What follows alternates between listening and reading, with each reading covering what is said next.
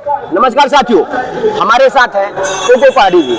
ये लगातार जब कोरोना का समय चल रहा था तो इस देश के लिए ऑक्सीजन की व्यवस्था करवाने वाले ऑक्सीजन मैन श्रीनिवास द्विवेदी के साथ लगातार काम करते हैं। सर, मैं आपसे सिर्फ इतना जानना चाहूंगा कि नरेंद्र मोदी जी संसद के अंदर परिवारवाद पर टिप्पणी करी है, उस पर आप क्या कहेंगे? परिवारवाद करने वाले लोग अगर भारतीय जनता पार्टी के अंदर आप देखते हो तो उन्होंने अपने कितने नेताओं के बच्चों को राजनीति में एडजस्टमेंट का काम दिया है, और दूसरी तरफ जिनके ऊपर वो आरोप लगाते हैं उनके मेहनत और उस परिवार के बलिदान को उनको देखना चाहिए। राहुल गांधी जी इस देश में पद यात्रा करते हैं, इस देश को समझने के लिए पूरे 10 साल देश के अलग अलग लोगों से, अलग अलग वर्गों से, अलग अलग जगह जाकर के मिलते हैं, उनकी बात सुनते हैं, समझते हैं और उनके न्याय की लड़ाई लड़ते हैं। लेकिन भारतीय जनता पार्टी के एक भी नेता का बच्चा अगर जमीन में उतर के लोगों की समस्या के लिए काम कर रहा होगा तो कह दीजिए।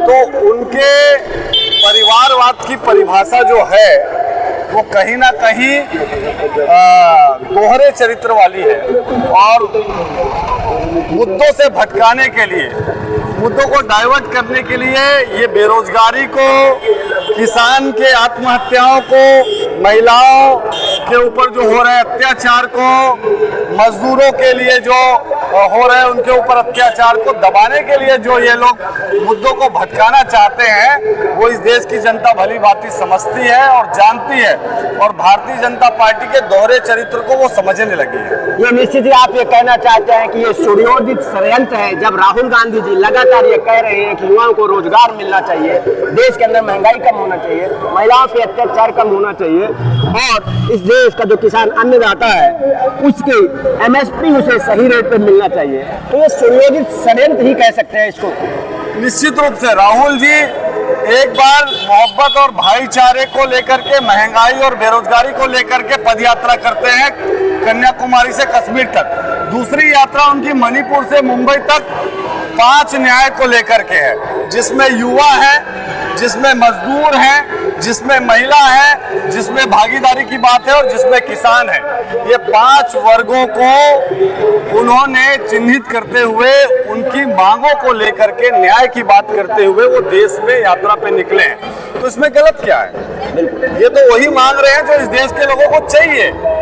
तो ये भारतीय जनता पार्टी और केंद्र की सरकार इसमें जवाब नहीं दे करके, लोगों की बात नहीं सुन करके, उनके लिए न्याय नहीं करके अगर वो दूसरी तरफ बात को डाइवर्ट करते हैं तो ये तो गलत है, सरासर गलत है, और जनता समझती है।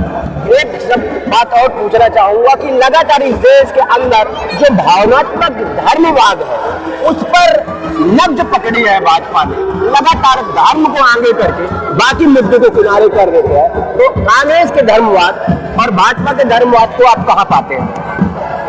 कांग्रेस हर धर्म और हर वर्ग का सम्मान करती है। भारतीय जनता पार्टी राजनीतिक और वोट बैंक के लिए धर्म का इस्तेमाल करती है। सम्मान और इस्तेमाल में फर्क समझना पड़ेगा। कांग्रेस इस देश के सभी धर्मों का सम्मान करते हुए इस देश के लोगों के हित में और उनके अधिकारों की बात करती है, लेकिन भारतीय जनता पार्टी इस देश के लोगों के अधिकारों की बात नहीं करती, उसे खत्म करने का काम करती है, और धर्म के आड़ में लोगों को बरगला के वोट के लिए वो हथकंडा अपना के उनको इस्तेमाल करना चाहती है। ये फर्क है। और रोटी कपड़ा मकान, रोजी रोटी, शिक्षा, स्वास्थ्य, इस पे कांग्रेस है, और भारतीय जनता पार्टी इन सब चीजों को छोड़ करके धर्म के पीछे पड़ी है, क्योंकि उनको वोट चाहिए और उनको राजनीति करना।